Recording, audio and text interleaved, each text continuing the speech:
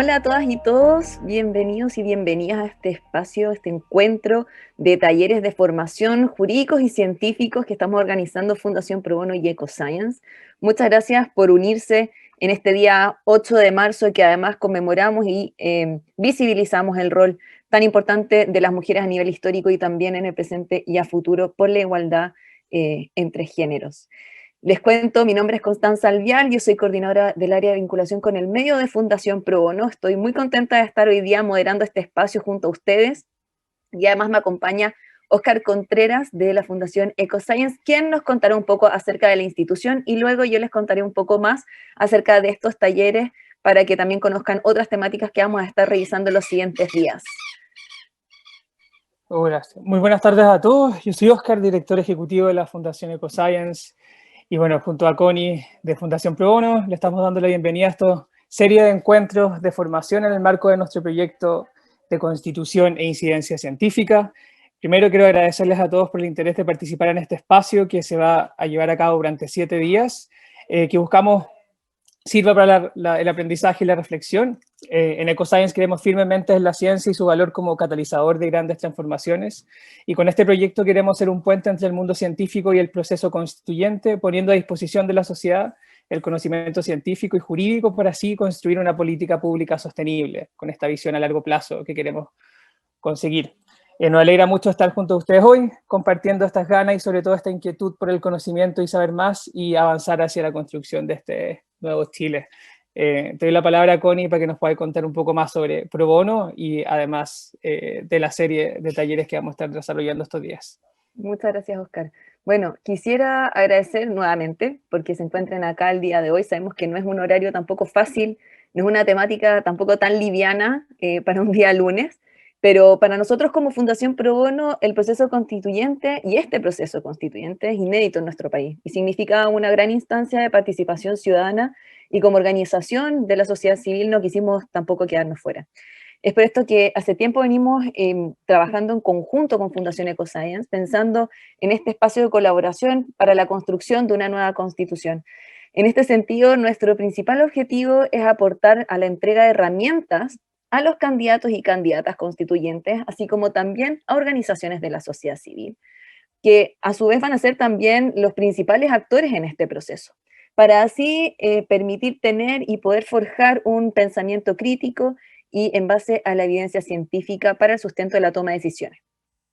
No me quiero extender mucho más como en el fondo del por qué nos movió un poco a ambas organizaciones el poder estar acá con ustedes, sino que también me gustaría pasar a contarles que hoy día es el primer taller de 6 talleres con los que contaremos toda esta semana hasta el día lunes 15, y les quiero hablar un poco de nuestros relatorios y las temáticas. Bueno, hoy día nos va a acompañar Gabriel León, que voy a tener los honores de presentar un ratito más.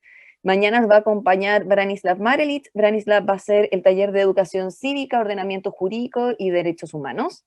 El miércoles nos va a acompañar Andrés Gomberlov, pensamiento científico, complejo y crítico.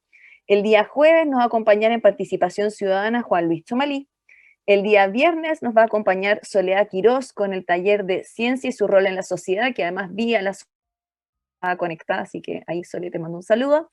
Y por último, el día lunes 15 vamos a tener el taller de proceso constituyente con Cristóbal Morandé. Y por supuesto voy a tener el agrado, además, de acompañarlos en esta serie de talleres como moderadora de los espacios.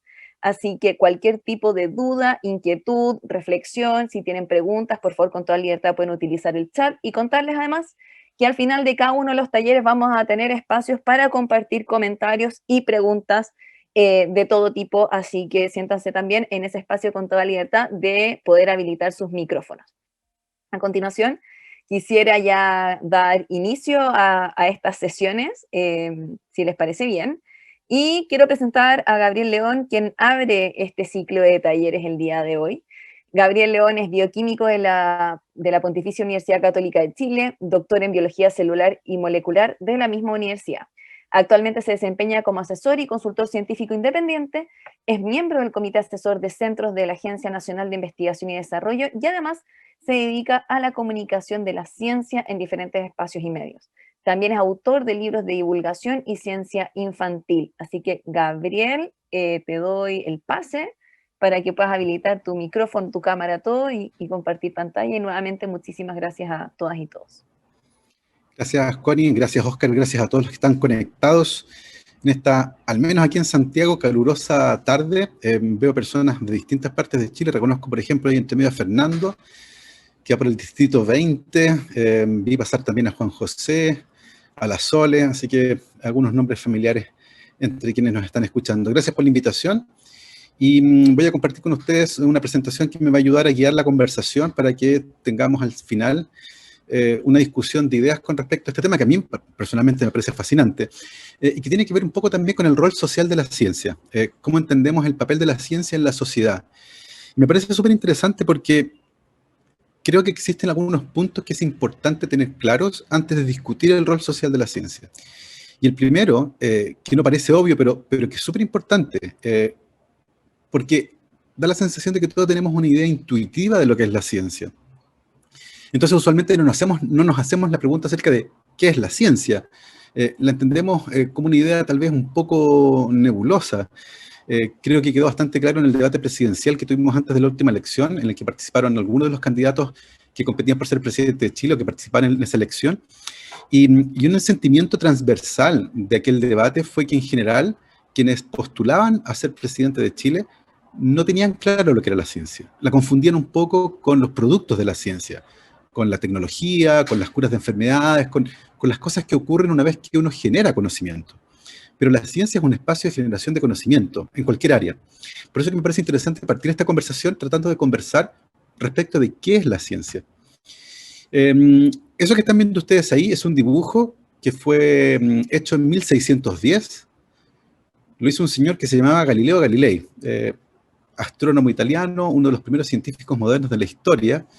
Y un día él fabricó un telescopio, apuntó al cielo, miró a Saturno, y eso fue lo que vio. Y eso fue lo que dibujó en sus apuntes, en sus notas. En 1610, así era Saturno. 6 años después, Galileo fabricó otro telescopio, mejor que el primero, volvió a apuntar a Saturno y ahora vio eso. Eso fue lo que dibujó.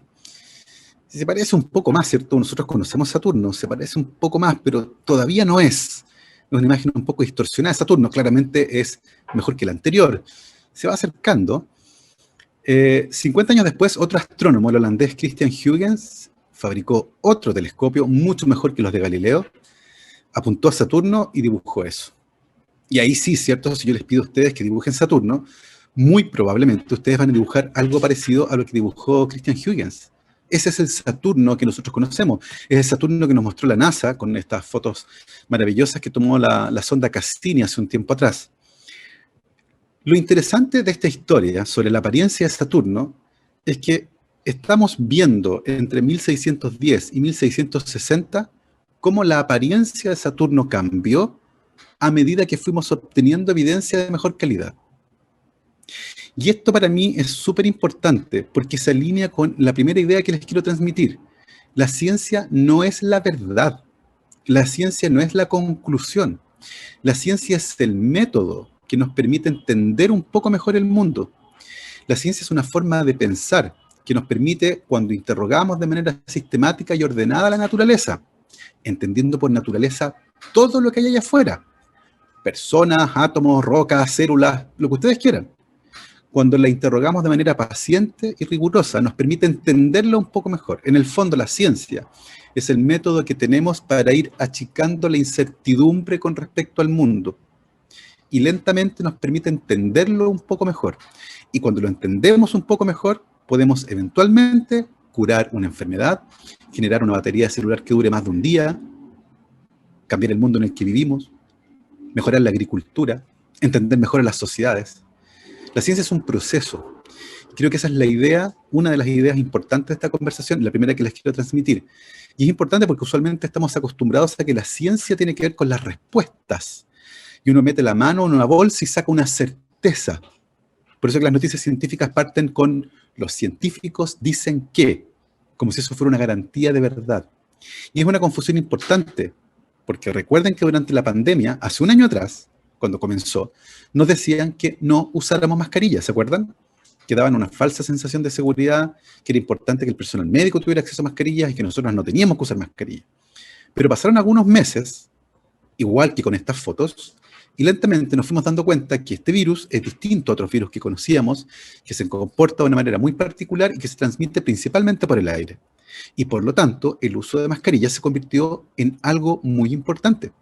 Fue la evidencia científica la que nos permitió cambiar esa política.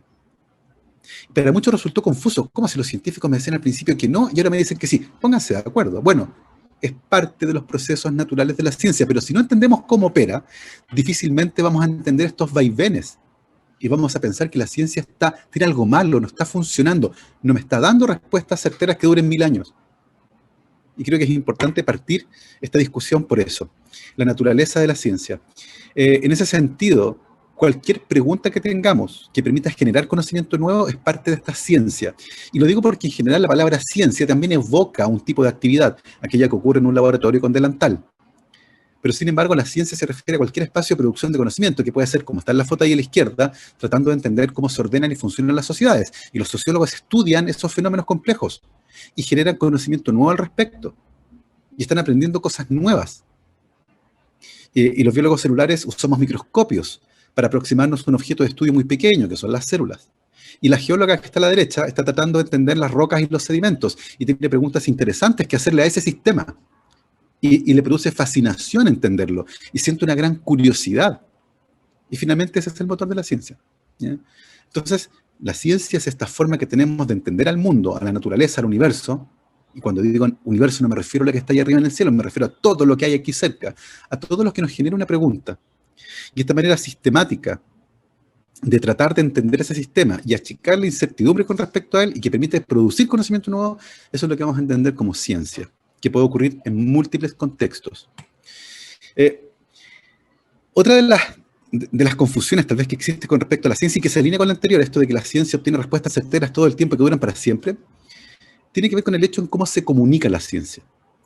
Y es súper interesante porque usualmente quienes participan generando conocimiento científico se comunican entre ellos, entre sus pares, a través de esto que está acá, que son los famosos artículos científicos, los papers. Nadie lee papers, fuera del mundo académico me refiero, ciertamente. Yo nunca he visto a nadie en la playa leyendo la Nature. Yo tal vez alguna vez lo hice, pero hace mucho tiempo atrás. Pero no es la forma mediante la que la mayor parte de las personas se entera de los avances científicos. No vamos a leer un paper. Usualmente son las noticias científicas las que nos apoyan en este proceso. Ahí puse 4 de distintas áreas. Hay una que dice ahí, la NASA descubrió 219 nuevos exoplanetas y entre ellos 10 son similares a la Tierra. Y hay algo interesante con las noticias científicas. Si uno estudia los titulares y lee la noticia, en la mayor parte de los casos, lo que uno encuentra es una historia distorsionada. Es una historia que deja fuera parte importante de los procesos importantes que tienen que ver con la enorme cantidad de veces que seguimos un camino equivocado y nos tuvimos que devolver. Cuando uno lee la ciencia, en las noticias científicas da la sensación de que la ciencia fuera un proceso directo, facilísimo. Uno está en A, quiere ir a B y llega a B. Y listo. Da la sensación de que alguien iba caminando por un pasillo de la NASA, se tropezó y se cayó arriba de 219 nuevos exoplanetas. Y venían con una etiqueta, este es parecido a la Tierra. Nos está mostrando lo difícil que fue ese proceso, las noches en vela de las investigadoras y los investigadores, la enorme cantidad de veces que fueron por un camino y se tuvieron que devolver porque habían tomado el camino equivocado. Hay una narrativa distorsionada y por lo tanto se genera la sensación de que la ciencia es un proceso lineal, directo, fácil. Uno va, se hace una pregunta, hace un experimento, la contesta y ¡boom! Apareció 219 nuevos exoplanetas. O detectamos ondas gravitacionales. O los científicos japoneses aprendieron a leer la mente. Es como mostrar la guinda de la torta. Cuando uno hace una torta como la que está ahí en la imagen, ¿cierto? Sí, es hora de tomar café con torta. La guinda de la torta, y uno mira eso y dice, wow, fantástico, maravilloso, increíble. Pero no estamos viendo lo que hubo que hacer para llegar a ese producto. No estamos viendo la cocina en el fondo. Y esa cocina es un desastre. Está el cocinero lleno de harina cruda, chorrea masa por los muros, hay 3 cocineras y cocineros llorando en un rincón, 2 tortas quemadas en el horno. Eso también hay que mostrarlo, porque si no contamos la ciencia como ocurre realmente, se va a generar una imagen distorsionada, una idea distorsionada de cómo opera y cómo funciona. Y es súper importante, por lo tanto, que cambiemos esta forma, la narrativa científica, la forma en que contamos las noticias científicas, las historias de ciencia, para mostrarlas como son, como una actividad humana, proclive a que pasen todos los desastres que ocurren en cualquier actividad humana, con la dificultad puesta encima de que estamos tratando de entender algo tan complejo como todo lo que está allá afuera, ¿ya? Otro de los elementos que puede ser confuso en esta relación de la ciencia y la sociedad tiene que ver con la figura del científico, que en castellano es aún peor, porque la palabra científico en castellano tiene género, es masculino. En inglés, researcher es neutro. Cuando uno pregunta a la gente cómo se imagina un científico, y por este sesgo del lenguaje automáticamente se imagina un hombre, pero la gente de mi edad al menos, probablemente se piensa en Einstein. Es como el científico icónico, ¿ya? Que se convirtió finalmente en una imagen cultural, con ese pelo canoso revuelto y la foto con la lengua afuera, y este señor que era un genio que nadie entendía, y como que tiene todos los elementos que configuraron al científico de la tele.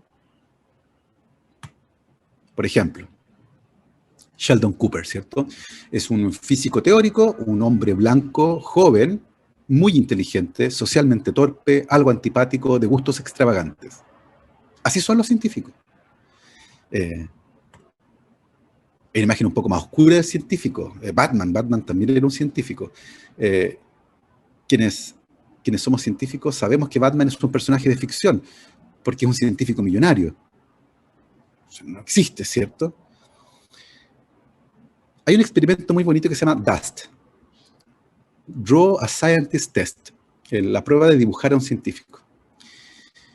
Van a un curso, a un quinto básico, y le piden a las niñas y niños que dibujen a alguien que hace investigación científica. Hay que preguntarlo así en castellano para que sea más neutro. Y en general, esto es lo que dibujan. Hombres blancos, viejos, pelados, por alguna razón se nos cae el pelo a los científicos, de delantal obvio, solos en un laboratorio, diciendo cosas que nadie entiende o con tubos que tiran humo verde. ¿Qué tal? Si ustedes a ese curso llevan, por ejemplo, a un sociólogo y a una geóloga, que conversen con los niños, le cuenten lo que hacen, cuál es su trabajo, qué cosas han logrado averiguar, y varios meses después repiten el experimento, los dibujos cambian. Aparecen las mujeres, desaparecen los delantales, aparece el trabajo en equipo, desaparece el laboratorio como el único lugar donde se produce el conocimiento, aparece el pelo, no todos tienen lentes, hay gente joven.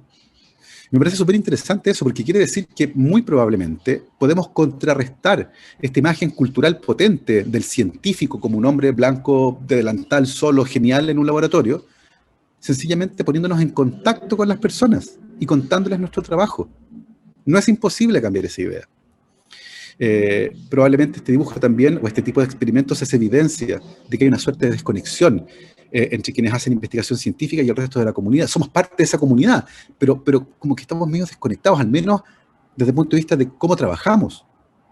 Y la imagen de las películas, la imagen de la serie, la imagen de la cultura popular se apodera entonces de la realidad. Es interesante también que usualmente se menciona que para ser científico hay que ser súper inteligente. Y si le preguntan a mis colegas, hombres y mujeres que hacen investigación científica, la mayoría de ellos va a mencionar que la curiosidad es lo más importante. Tratar de entender algo, esa necesidad ardiente por entender algo, de ver un fenómeno y decir, oye, qué raro esto, ¿cómo funciona? Lo quiero entender. Lo quiero entender. Y esa es la característica fundamental probablemente de quienes nos dedicamos a la investigación científica. Entendiendo que eso es la ciencia, y cómo se produce el conocimiento nuevo, ¿cuál es el rol social que le vamos a asignar? Existe uno que es como obvio y evidente y transversal y que todo el mundo se imagine, que tiene que ver con solucionar problemas, con encontrar un tratamiento para una enfermedad que no tiene tratamiento, por ejemplo. Tal es el caso del señor que está ahí, Frederick Banting, un médico canadiense, que al finalizar la Primera Guerra Mundial, él fue médico en el campo de batalla, volvió a su tierra natal, a Canadá, y se puso a hacer clases de metabolismo de carbohidratos a los futuros médicos. Por aquella época, en 1920, había una enfermedad llamada diabetes, que el día de hoy también existe, pero a diferencia de lo que ocurre el día de hoy, en aquella época, hace 100 años atrás, la diabetes era una enfermedad mortal. Si ustedes no podían producir insulina, ustedes iban a morir en un plazo muy corto. En aquella altura, solo entendíamos que la diabetes se vinculaba con el páncreas, y eso lo sabíamos porque si a un perro le quitaban el páncreas, la orina de ese perro atraía las moscas. Y atraía las moscas porque empezaba a haber concentraciones altas de glucosa en esa orina. Y de hecho los médicos diagnosticaban la diabetes probando la orina de los pacientes. Un vasito, uy, está dulce, tiene diabetes, se va a morir. No había mucho que hacer. A esa altura, quienes investigaban en esta área tenían claro que el páncreas producía algo que regulaba los niveles de azúcar en la sangre, y las personas que tenían diabetes, esa sustancia desconocida no se estaba produciendo. Como esa sustancia se producía en una parte del páncreas llamado ínsula, la bautizaron como insulina. Pero nadie tenía la más mínima idea de lo que era la insulina, la naturaleza química de la insulina. Y este señor, Frederick Banting, un día preparando una clase, se le ocurrió una idea, tuvo una epifanía. Se le ocurrió cómo aislar la insulina. De hecho, lo anotó en su diario el 31 de octubre del 20. Se le ocurrió una idea, pero no tenía laboratorio, se le hacía clases de metabolismo de carbohidratos, no hacía investigación. Así que fue a Toronto a hablar con un investigador, John McLeod, eminencia de carbohidratos en aquella época, y le dijo, mire, estaba preparando una clase y se me ocurrió esta idea. Yo creo que así podríamos aislar la insulina. Le costó un par de viajes a Toronto convencer a John McLeod, pero finalmente lo convenció. Y John McLeod le dijo, ok, señor Frederick Banting, venga a mi laboratorio, le voy a pasar un espacio de laboratorio y además le voy a asignar a un ayudante de investigación. Lo asignaron tirando una moneda al aire, cara o sello. El que ganó hasta ahí de camisa blanca, Charles Best, y además le pasaron 10 perros, porque los experimentos que iban a hacer eran con perros y consistían en dejar a un perro diabético, para eso había que hacer una cirugía, quitar el páncreas, y luego de otro perro, sacar el páncreas, tratar de aislar la insulina e inyectársela al perro diabético. Complejo. ¿Cómo les fue? Les fue igual que la canción. ¿Se acuerdan de esa canción de los perritos cuando uno era chico? Yo tenía 10 perritos. Ya, fue igual, se les murieron todos los perritos. Fue un desastre. Las cirugías salieron mal, tuvieron que ir a comprar perros a la calle. Los experimentos fueron tortuosos, pero comenzaron a entregar información valiosa. Y después de un par de años de trabajo, arduo por cierto, lograron finalmente aislar, no desde perros, sino que desde conejos, la insulina. Tenían un frasco con insulina. Y la llevaron al hospital más cercano y le dijeron, ¿tienen algún paciente diabético? En aquella época los ensayos clínicos no eran como ahora, no había comités de bioética, no. Y dije, sí, permiso, voy a inyectarle esto aquí, dele, juegue. Y así fue. Este es uno de los primeros pacientes tratados con insulina. El niño, el paciente JL, el 15 de diciembre de 1922 tenía esa apariencia en la foto de la izquierda. Era un niño famélico, las dietas que les daban a los pacientes diabéticos eran súper estrictas, morían básicamente de eso finalmente. Y el niño de la derecha es el mismo niño, 2 meses después de empezar a recibir la insulina, el 15 de febrero de 1923. Un niño que parece niño de catálogo de Falabella, ¿cierto? De Navidad. Es el mismo niño, el paciente JL. Pesaba el doble. El impacto que tuvo la insulina en la sociedad fue impresionante, realmente impresionante. Tanto así que ese mismo año, en 1923, Frederick Banting y John McLeod ganaron el Premio Nobel de Medicina, el mismo año en que probaron su descubrimiento. Y otra cosa interesante, Banting, Best, McLeod patentaron la insulina y vendieron su patente en $1. La vendieron en $1 porque entendían la importancia social que tenía este descubrimiento. No querían enriquecerse con la insulina. Querían generar una solución, un tratamiento en este caso, para los pacientes diabéticos. Y licenciando la barata, trataron de asegurarse de que el fármaco de calidad estuviera a un precio al alcance de todos quienes la necesitaran.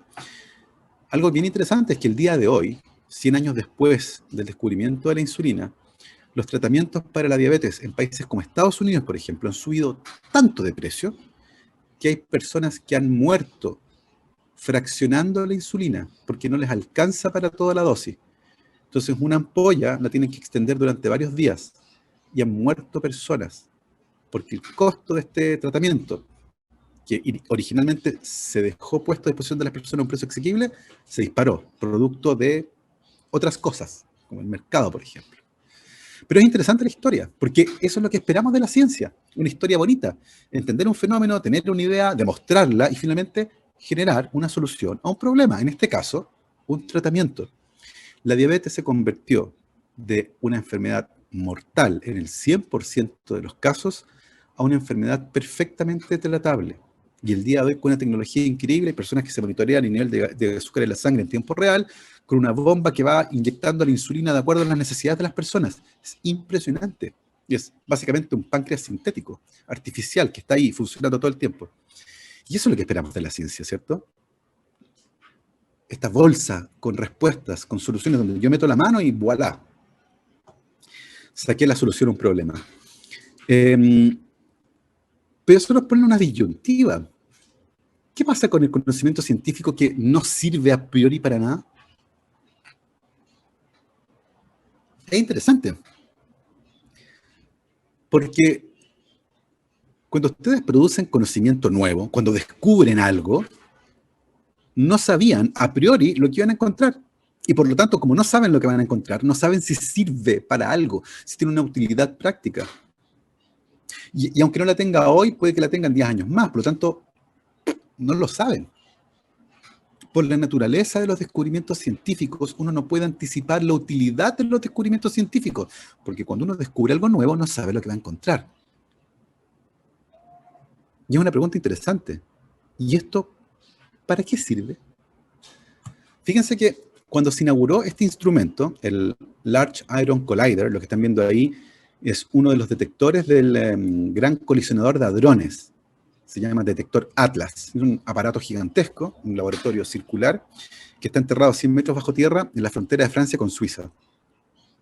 Y los científicos aceleran partículas en direcciones opuestas, dan vuelta, aceleran a velocidades cercanas a la de la luz y finalmente chocan. Y cuando chocan las partículas, saltan los escombros de esas partículas, que pueden ser detectados mediante distintos detectores, lo que permite entender la naturaleza de la materia. Son preguntas fundamentales. ¿De qué está hecho la materia? ¿Qué le da masa a las cosas? Bueno, construir ese aparato costó 6.400 millones de dólares y se financió con el dinero de los impuestos de los ciudadanos europeos. Un aparato similar que se iba a construir en Estados Unidos fue finalmente descartado porque los legisladores consideraron que no había una justificación para gastar esa enorme cantidad de dinero para entender la materia. Era conocimiento inútil. Cuando se inauguró el Large Hadron Collider en Europa, que costó 6.400 millones de dólares, uno de los periodistas que estaba presente en la sala, en la conferencia de prensa, levantó la mano y preguntó: perdón, pero ¿y esto para qué sirve? El director del proyecto fue al estrado y contestó la pregunta. No lo sé, porque no lo sabía, no sé qué vamos a encontrar. No tengo idea. Pretendemos hacer esto y esto otro, pero no sé si lo vamos a conseguir, porque estamos en la frontera de lo que sabemos y no sabemos. Estamos en una pieza oscura y vamos a encender un fósforo. No tengo idea qué es lo que vamos a encontrar. Pero, déjeme recordarle que Internet nació aquí, en este laboratorio, en el CERN, porque los físicos querían compartir sus datos más rápido. Esta tropa de ñoños que está aquí quería compartir más rápido sus datos y para poder hacerlo inventaron Internet. En Estados Unidos nació ARPANET y acá nació el HTML. Por lo tanto, el que yo no sepa para qué sirve no quiere decir que no sirva para nada.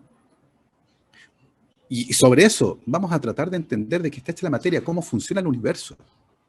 Y es una pregunta interesante porque apuntaba al presupuesto. ¿Cómo justifico gastarme 6.400 millones de dólares en construir un aparato que no tengo claro qué es lo que va a hacer? Bueno, el Estado brasileño se gastó 14.000 millones de dólares en organizar el Mundial de Fútbol del 2014. Mundial en el que Alemania les metió 7 goles en la semifinal.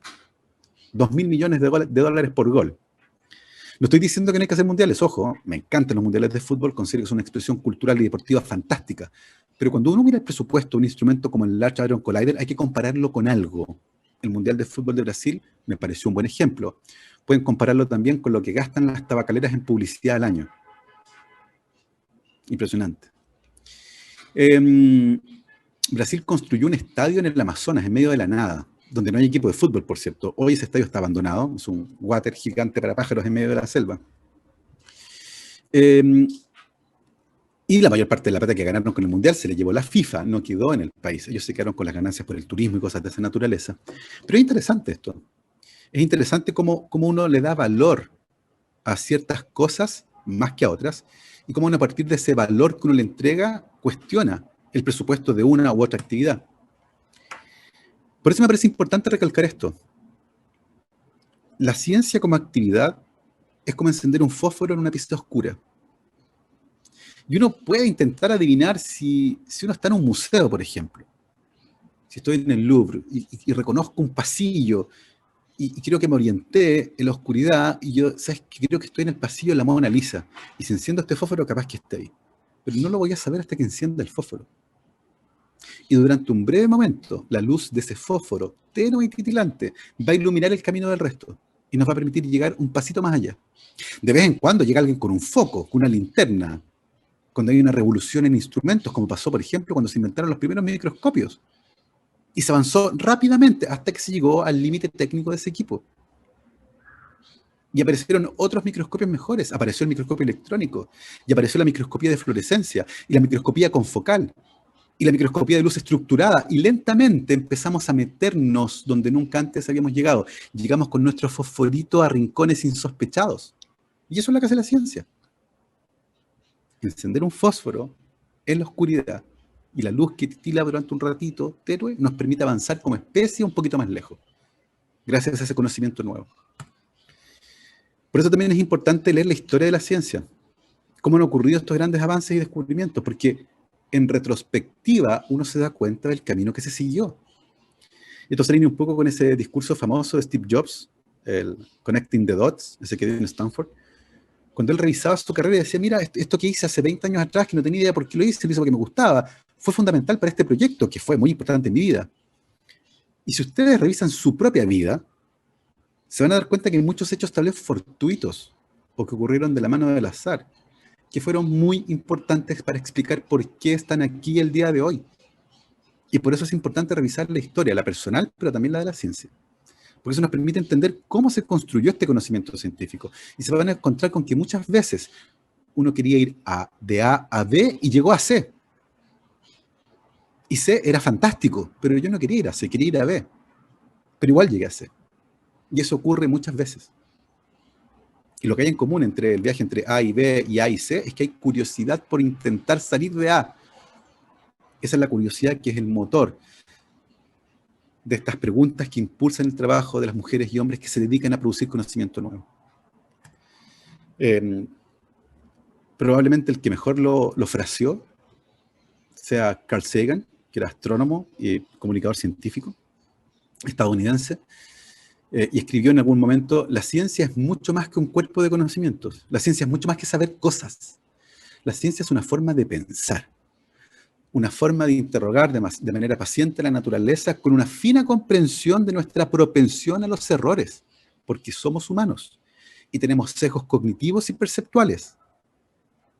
Hay pensamientos previos que condicionan nuestra forma de enfrentar los problemas. Y además vemos cosas que no están, oímos sonidos que no existen. Vemos iguales cosas que son distintas y vemos distintas cosas que son iguales. La naturaleza humana es así, propensa a los errores. Y por eso es importante confirmar, medir, cuestionar, revisar. En ese sentido, el conocimiento científico está en permanente cambio. Nuestras conclusiones son temporales. Pero aún así nos permiten tomar decisiones. No nos quedamos quietos en la incertidumbre. Tratamos de achicarla lo que más se puede y decir, mira, en este contexto, lo mejor que podemos hacer es esto. Si el día de mañana aprendimos otra cosa, bueno, se hizo lo que se pudo. Pero así funciona. Mucho mejor que tirar un dardo al azar y ver dónde cae. Y decir, vamos con el plan A, porque ahí cayó el dardo. ¿Ya? La ciencia es fantástica porque nos permite conocer mejor el universo, pero ciertamente tiene estas limitaciones. Vamos pasito a pasito, aprendiendo un poco más sobre él. Lo que nos lleva a la última parte de esta conversación, de este monólogo que se va a convertir después en una conversación, y es cómo esta ciencia nos permite aportar a las políticas públicas, cómo la evidencia que obtenemos nos permite tomar decisiones que afectan a la vida de los ciudadanos. a través de la generación de políticas públicas. Esta es una idea que probablemente se comenzó a moldear en su forma más moderna a partir de un white paper publicado por el gobierno de Tony Blair en el Reino Unido. Ese white paper que hablaba justamente acerca de cómo modernizar el gobierno, hablaba justamente acerca de la formulación de políticas públicas y apelaba al modelo que se utilizaba en medicina, la medicina basada en la evidencia. Es decir, si yo tengo un fármaco y lo quiero utilizar, tengo que demostrar que funciona. ¿Cómo demuestro que funciona? Bueno, hago un ensayo clínico doble ciego. A la mitad de los pacientes le doy el fármaco y a la otra mitad le doy un placebo. No le digo ni al paciente ni al médico tratante qué cosa fue la que le di, si la droga o el placebo. Lo sigo durante un tiempo y veo el resultado. Si la mitad de los pacientes se mejoró en el grupo de tratamiento, pero también se mejoró la mitad de las personas en el grupo control, se mejoraron solos. La droga que les di no tuvo nada que ver.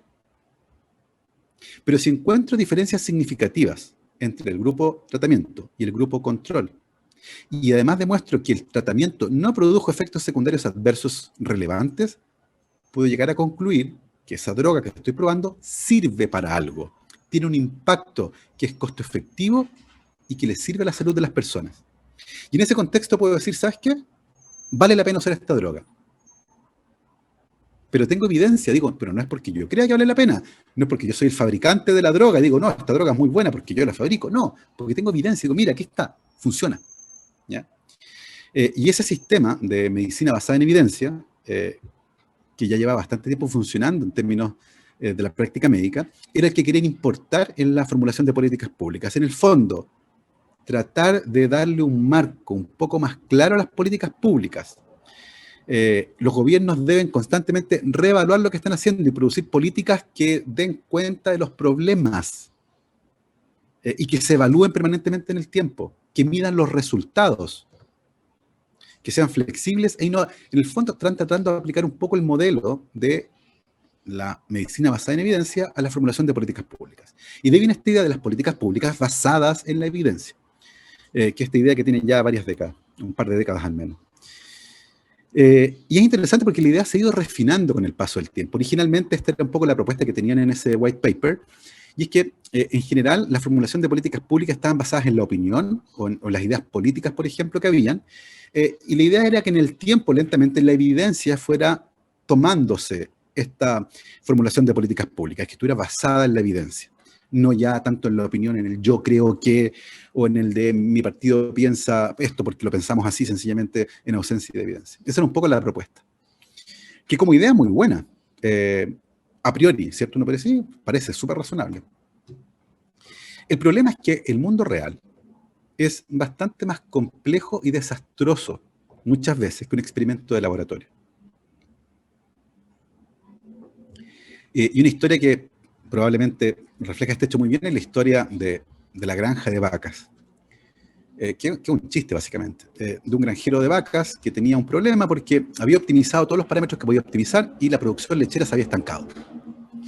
Tenía optimizada la comida, la luz, el ciclo circadiano de las vacas, despertaban a tal hora, dormían a tal hora, les hacían masaje, les daban comida premium, le ponían música clásica, que hizo de todo y la producción de leche llegó a un punto estancado. Y él sabía que por el número de vacas que tenía, debería estar produciendo más leche. Así que decidió recurrir a la universidad local. Dijo, mira, habló con el vicerrector de investigación y le dijo, mire, tengo un problema, tengo una granja lechera y tengo este problema porque la producción de leche se me estancó, pero mis cálculos dicen que debería ir más arriba, entonces necesito que ustedes, con sus científicos y científicas acá, me ayuden con este problema. Perfecto. Se formó una comisión, obvio. Y finalmente hay un informe, hay un físico a cargo de esta comisión y dice, mire, señor granjero, hemos encontrado una solución a su problema que va a aumentar la producción de leche en un 25%. Fantástico, dice el granjero. Por favor, cuénteme cuál es la solución. Sí, le dice el físico, el único problema es que esta solución solo funciona con vacas esféricas en el vacío. Se supone que ese es un chiste, tendrían que reírse. Las vacas esféricas en el vacío son esta metáfora que dice relación sobre cómo muchos problemas tienen que simplificarse para poder entenderse en un laboratorio. Una vaca esférica en el vacío que no produce roce, por ejemplo. Ciertamente es un modelo muy distinto a las vacas reales, que son mucho más desastrosos. Pero esta historia sirve para conversar justamente acerca de eso. El mundo real es tremendamente complejo y el mundo de las políticas públicas es probablemente aún más complejo. porque nunca vamos a tener todas las variables en la mano. Y eso quiere decir que aunque usemos la evidencia para tomar decisiones, nos podemos quedar cortos y podemos terminar tomando una decisión que en el tiempo no funcione. Ciertamente ahí también la evidencia tiene que operar y uno va evaluando su política y si no está funcionando, hay que cambiarla. Eso también es evidencia. Por eso el día de hoy, la formulación de políticas públicas usa varios insumos y la evidencia científica es uno de ellos. Por eso que el día de hoy se habla de la formulación de políticas públicas informadas en la evidencia. No es que la evidencia le diga qué hacer. La evidencia es un insumo más en una discusión donde también tienen que considerarse aspectos políticos, culturales, financieros, la temporalidad de las soluciones y, por supuesto, otras prioridades, porque el mundo es complejo, ¿ya? Si quisiéramos vivir a punta de evidencia científica, mejor tenemos un gobierno de científicos que se encargue en ello. Sería terrible. Porque el mundo es complejo. Ciertamente, la obtención de evidencia científica de buena calidad para tomar una decisión va a ser un insumo valioso, pero no va a ser el único. Si hay una política pública, por ejemplo, con respecto al transporte, que funciona en Noruega y que funciona espectacular, porque la evidencia científica les permitió obtener, no podemos importarla a Chile, porque los aspectos culturales, por ejemplo, y de financiamiento van a ser distintos, hasta el clima es diferente. ¿Por qué debería aspirar a que funcione una política pública importada de esa forma? Descontextualizada, extirpada, donde no estoy considerando ninguno de los otros aspectos, sociales, culturales, financieros, temporales. Entonces, a eso me refiero con esto. Creo que es importante aquello. La ciencia no es la verdad, es una forma de entender el mundo que nos permite achicar la incertidumbre. Y por lo tanto, uno podría pensar que como no tengo todos los datos, estoy condenado a quedarme quieto. Porque si me quedo quieto no pasa nada. Ustedes no pueden llamar en la mañana al jefe y decirle, oiga, ¿sabe que no voy a trabajar hoy día porque leí un estudio que dice que hay una posibilidad en 50.000 de morir en un accidente de tránsito camino al trabajo? Nadie pretende eso. Sabemos que hay un riesgo intrínseco, la ciencia lo ha estudiado, y por ejemplo sabemos que manejar mirando el celular o mandando mensaje de texto aumenta el riesgo de un accidente de tránsito, lo mismo que si han tomado alcohol. Por eso que hay normas de tránsito que impiden manejar con el celular en la mano y manejar si han tomado alcohol.